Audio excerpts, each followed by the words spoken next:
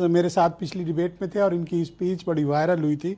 तो आज स्टे हो गया तो मैंने कहा आज भी इनको बुला लेते हैं ताकि इन्होंने जो कहा उसको भी पक्ष को प्रस्तुत किया जाए। तो वीरेन जी, अब तो स्टे लग गया है, तो क्या किस तरह का वातावरण अब निर्मित हुआ है? देखिए, जो काम सरकार अपना बिल वापस लेकर करती वो काम उसका आसान कर दिया कोर्ट ने स्टे लगाकर। तो चिट भी मेरी पुट भी मेरी वही वाला हाल हो गया जी। वैसे बीजेपी सरकार के लिए ये यूजीसी का जो बिल है काफी परेशानी का कारण बना हुआ था। एक बात जरूर है कि जब ये नारा आया कि सबका साथ सबका विकास, तो आप इसको समानता के तौर पर संवैधानिक दृष्टिकोण से भी देख सकते हैं कि ये बराबरी की बात करता है।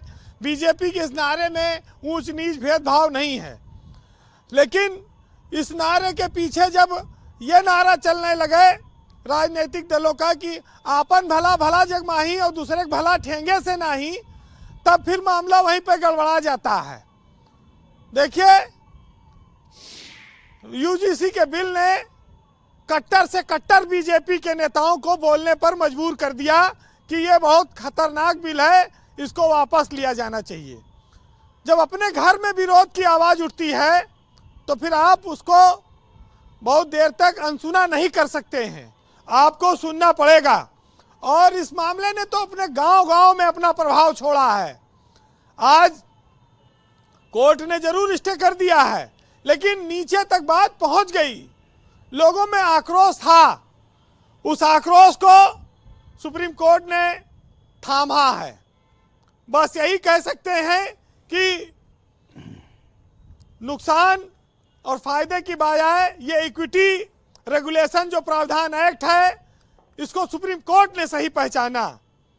ब्रजेश जी, गदर तो देखिए रोज राजनीति मचाती है, लेकिन गदर का परिणाम खतरनाक होकर अपने ऊपर ही घूम जाए तो ऐसे हो अल्लाह से, ऐसे कानून से बचना चाहिए।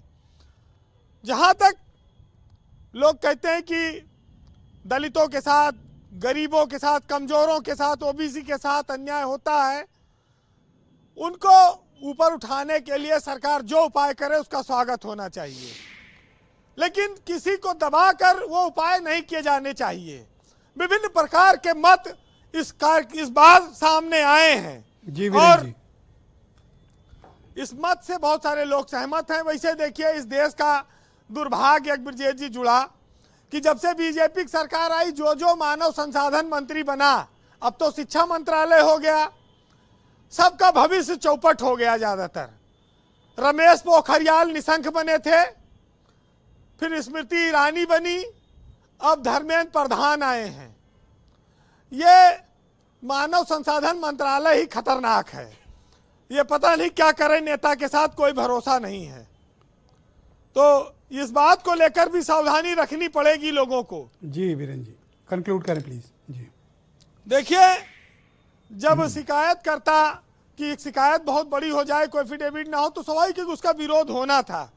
और बीजेपी के लिए आप ये कह सकते हैं कि कोशिश तो उनकी थी कि अच्छा कर लें, खास तौर से ओबीसी और दलित के मामले में, लेकिन हो गया बुरा। अब ये स्टे आप उसी यूसीसी बिल की तरह मान लीजिएगा जैसे पहले था।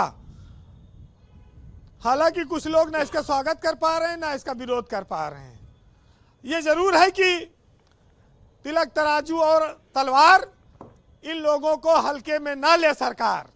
ये बात अब की बार हल्ला मचा के लोगों ने बताई। अच्छा, ये नया नारा आ गया मार्केट में। हाँ, आग नारा एक आ गया है।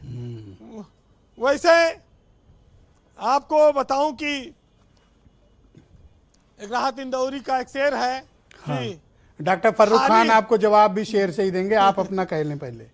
फारूक साहब कहते हैं, लेकिन कभी आज तक उन्होंने भेजा नहीं। अच्छा। हर बार हमको वो आश्वासन देते हैं देंगे। अब कुछ बातें लाइव नहीं बोलनी होती है, पर बोल हमें खुद ही खोजना पड़ता है। सुनिएगा, मामला फंस गया आज तो। बोलिए वीरेन जी।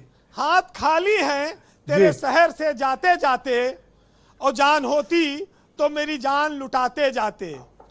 अब तो हर हाथ का पत्थर हमें पहचानता है, उम्र गुजरी है तेरे शहर से आते जाते, और अब के मायूस हुआ यारों को रुखसत करके जा रहे थे तो कोई जख्म नया लगाते जाते। वाह, बहुत शुक्रिया वीरेंद्र जी, आपका बहुत धन्यवाद ग्राउंड जीरो से हमको फीडबैक, ओपिनियन और अपना ऑब्जर्वेशंस हम तक पहुंचाने के लिए। बहनों भाइयों, दूसरा चरण है, इसमें दिए गए नियत समय पर ही सभी को अपना पक्ष प्रस्तुत करना है।